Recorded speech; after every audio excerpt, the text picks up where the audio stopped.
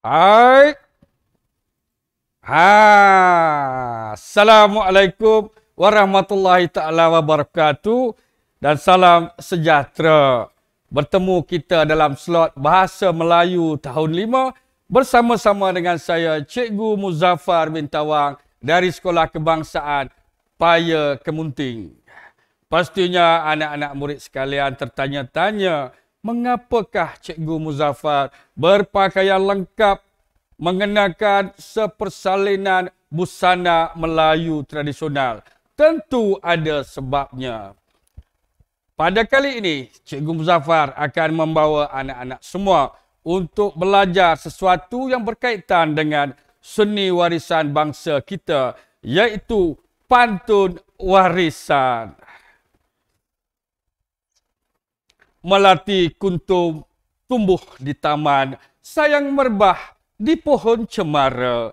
Assalamualaikum, mulanya ucapan, mohon sembah pembuka bicara. Layar bertebar ke Indragiri, kayu kemuning bawa ke lembah. Cikgu Muzaffar empunya diri, SK Paya Kemunting datang bersembah. Jadi cikgu harapkan agar anak-anak murid semua berada dalam keadaan sihat sejahtera. Kita akan teruskan pelajaran kita pada hari ini dengan melihat apa itu yang kita panggil sebagai standard pembelajaran kita. Jadi, dalam pelajaran ini, apakah standard kandungannya? Standard kandungannya ialah 2.1, iaitu asas membaca dan memahami. Sementara standard pembelajarannya pula ialah 2.1.2 membaca dan merujuk kamus serta media elektronik untuk mencari makna perkataan dan meneliti ejaan yang tepat mengikut susunan perkataan. Apakah itu objektif pembelajaran kita pada hari ini? Cikgu mengharapkan selepas pengajaran dan pembelajaran ini, murid-murid akan dapat membaca dan merujuk kamus serta media elektronik untuk mencari makna 10 perkataan dan meneliti ejaan yang tepat mengikut susunan perkataan. Kriteria kejayaan. Dan pada akhir pengajaran ini, apakah yang cikgu harap? Cikgu Muzaffar mengharapkan agar murid-murid semua dapat mencari makna 10 patah perkataan dengan tepat. Sekiranya murid-murid berjaya mencari makna 10 patah perkataan, itu sudah pasti pembelajaran kita pada hari ini akan berjaya. Baiklah, kita beralih kepada aktiviti kita yang pertama. Tetapi sebelum itu, pastikan anak-anak murid cikgu semua sudah bersedia dengan segala alat tulis dan juga buku catatan. Dan jangan lupa buku teks Bahasa Melayu tahun 5 Sekolah Kebangsaan. Kita akan meneliti halaman 99. Untuk aktiviti yang pertama ini, kita akan membaca petikan yang terdapat di dalam buku teks tersebut. Buku teks Bahasa Melayu halaman 99. Ini adalah contoh petikan email yang diterima oleh seseorang. Jadi kita akan bacakan sama-sama petikan email ini. Tajuknya ialah Warisan Pantun. Afifi membaca kiriman email tentang pantun Melayu Sarawak oleh rakannya Jimmy yang berasal dari Sarawak. Kehadapan sahabatku Afifi, semoga dalam keadaan sihat sejahtera. Tujuan saya mengirim email ini adalah untuk berkongsi cerita tentang keunikan bahasa Melayu Sarawak menerusi pantun Melayu Sarawak dalam acara bermukun. Menurut cikgu, apabila kita mengkaji dan memahami seni bahasa dan budaya tempatan, kita dapat meningkatkan jati diri dan tidak mudah lupa akan warisan bangsa. Penerapan seni bahasa dan budaya ini dapat ditampilkan melalui persembahan bermukun antara wanita dengan lelaki. Gendang dan biola adalah antara alat muzik tradisional yang digunakan untuk menghasilkan melodi yang indah bagi mengiringi alunan pantun. Aktiviti bermukun ialah acara berbalas-balas pantun dalam sesuatu majlis. Warisan yang dihidupkan kembali ini menguatkan jati diri bangsa Sarawak terhadap seni budaya sendiri. Pantun itu dapat menyampaikan hasrat, mesej dan akal budi masyarakat Melayu Sarawak. Tambahan pula, pantun dituturkan dengan dialek Sarawak sekaligus meningkatkan jati diri pemantun kepada bahasa Melayu Sarawak. Saya berharap agar budaya ini terus dipromosikan dan memenuhi aspirasi murid, iaitu berpengetahuan luas dan membawa identiti Sarawak ke peringkat global. Bahasa Melayu yang menjadi jati diri juga akan semakin subur. Saya akhiri tulisan ini dengan serangkap pantun. Bukan mukun sebarang mukun. Mukun kami berisi beras. Bukan pantun sebarang pantun. Pantun kami minta dibalas. Begitulah kandungan email yang diterima oleh Afifi yang dihantar oleh rakannya Jimmy yang berasal dari Sarawak. Tetapi sebelum itu, apakah maksud mukun? Untuk makluman anak-anak murid sekalian, mukun ialah bekas yang tertutup yang boleh kita gunakan untuk mengisi apa-apa sahaja. Baik, di dalam petikan ini terdapat 10 perkataan yang telah ditandakan dengan tulisan berwarna biru. Jadi kita perlu mencari makna setiap perkataan tersebut. Tetapi, bagaimanakah caranya untuk kita mencari makna perkataan tersebut? Saya pasti anak-anak murid sekalian tentu pernah menggunakan kamus. Terdapat banyak kamus di pasaran yang boleh kita gunakan untuk mencari makna perkataan. Antaranya ialah kamus dewan dan juga kamus pelajar. Jadi, di sekolah masing-masing, mesti terdapat kamus-kamus yang cikgu sebutkan ini di pusat sumber. Jadi, anak-anak boleh menggunakan kamus-kamus ini untuk mencari makna perkataan. Tetapi, sesuai dengan peredaran zaman ini, kita juga boleh menggunakan media elektronik untuk kita mencari makna perkataan, iaitu menggunakan kamus secara dalam talian. Jadi, cikgu akan tunjukkan bagaimanakah cara untuk menggunakan kamus secara dalam talian. Untuk itu, mari kita saksikan video cara-cara menggunakan kamus dalam talian. Saksikan. Hari ini saya akan tunjukkan bagaimana cara untuk mencari makna perkataan dengan menggunakan kamus secara dalam talian. Pertama sekali kita pergi kepada enjin carian kita iaitu Google. Dengan menggunakan kamus dalam talian ini, kita akan dapat mencari perkataan dengan cara yang lebih mudah dan yang penting sekali dengan lebih tepat. Mula-mula kita akan typekan perkataan ataupun laman web yang akan kita gunakan untuk mencari makna perkataan. Kita typekan di sini kamus online.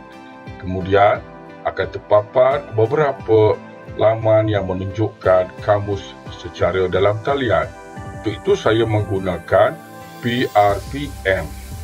Typekan perkataan yang ingin kita ketahui maksudnya dalam ruangan yang disediakan di sini. Kemudian kita akan klik pada butang cari. Dengan cara ini, perkataan yang ingin kita cari maknanya akan terpapar pada ruangan yang telah disediakan ini. Begitulah betapa mudahnya untuk menggunakan kamus secara dalam talian.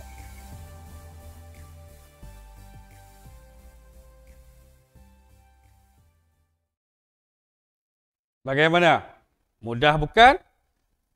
Dan kamus dalam talian ini boleh kita akses di mana-mana sahaja dengan menggunakan telefon pintar kita. Ya? Dan jangan lupa alamatnya prpm.dbp.gov.my.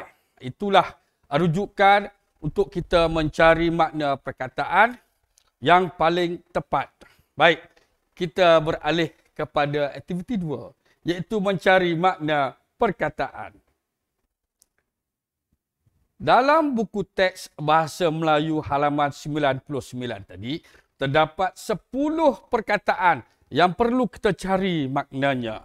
Iaitu perkataan pertama, jati diri, warisan, budaya, tradisional, bangsa, budi, dipromosikan, aspirasi, identiti, dan perkataan terakhir ialah global.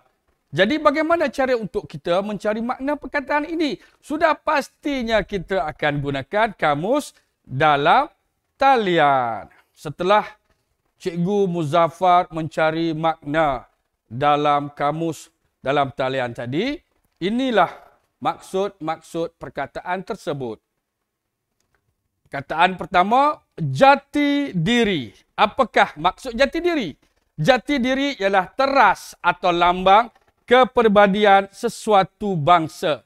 Cikgu percaya pastinya anak-anak murid cikgu ini sudah biasa menggunakan perkataan jati diri. Sebagai contoh, kem jati diri. Perkataan kedua ialah warisan.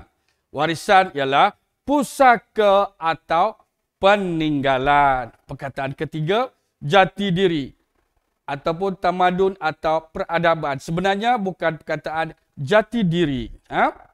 Baik, kita tengok perkataan seterusnya. Tradisional. Apakah itu tradisional? Tradisional ialah kebiasaan atau amalan turun-temurun yang telah diamalkan oleh masyarakat terdahulu seperti pakaian dan juga makanan. Jadi sebagai contoh, pakaian tradisional orang Melayu, pakaian tradisional lelaki Melayu seperti yang Cikgu Muzaffar kenakan ini. Kata seterusnya ialah bangsa. Bangsa sama dengan kaum atau keturunan. Cikgu Muzaffar orang Melayu. Cikgu Muzaffar juga mempunyai kawan berbangsa Cina dan juga berbangsa Kadazan. Perkataan seterusnya ialah budi. Budi ialah sifat atau perbuatan baik yang kita amalkan dalam kehidupan kita sehari-hari. Orang berbudi, kita berbahasa. Perkataan seterusnya pula ialah dipromosikan. Dipromosikan bermaksud diperkenalkan. Selalu kita mendengar promosi-promosi, terutamanya di musim perniagaan ataupun di musim perayaan. Jualan hebat kembali lagi. Itu adalah contoh promosi. Seterusnya, aspirasi. Aspirasi ini satu perkataan yang membawa makna keinginan yang kuat untuk mencapai sesuatu. Jadi kita perlu mempunyai aspirasi yang kuat demi mencapai cita-cita kita. Perkataan seterusnya, identiti.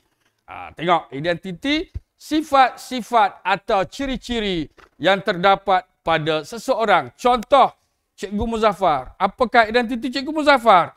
Cikgu Muzaffar dikenali sebagai seorang yang selalu berpakaian busana Melayu. Jadi, anak-anak murid akan mengenali cikgu sekiranya anak-anak murid melihat seorang lelaki yang beridentitikan Melayu tradisional. Itulah identiti Cikgu Muzaffar dan seterusnya global. Apa makna perkataan global? Perkataan global ini seerti dengan sejagat atau seluruh dunia. Bayangkan, satu dunia itu kita panggil sebagai global. Okey, jadi lengkaplah makna 10 patah perkataan yang telah kita cari dalam kamus dalam talian tadi. Tetapi murid-murid masih boleh menggunakan kamus secara manual, iaitu kamus dewan ataupun kamus pelajar.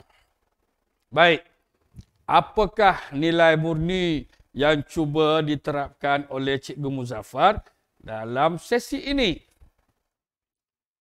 Ya, sudah pastinya menghargai budaya yang diamalkan oleh generasi terdahulu. Sebagai contoh tadi itu, kita tengok pantun. Pantun itu adalah budaya yang ditinggalkan oleh nenek moyang kita terdahulu. Sebagai generasi sekarang, kita seharusnya menghargai setiap tinggalan nenek moyang kita. Di dalam cerita ini, budaya yang ditinggalkan oleh nenek moyang kita ialah pantun. Seharusnya anak-anak kita pada zaman ini tahu sekurang-kurangnya satu rangkap pantun. Saya ulang, sekurang-kurangnya satu rangkap pantun untuk kita amalkan dalam kehidupan kita seharian. Buah cempedak di luar pagar, ambil galah, tolong jolokkan. Cuba sambung pantun itu. Saya pasti anak-anak murid semua akan dapat menyambung pantun yang Cikgu Muzaffar utarakan tadi. Saya ulang. Buah cempedak di luar pagar, ambil galah, tolong jolokkan. Sama-sama. Saya budak baru belajar.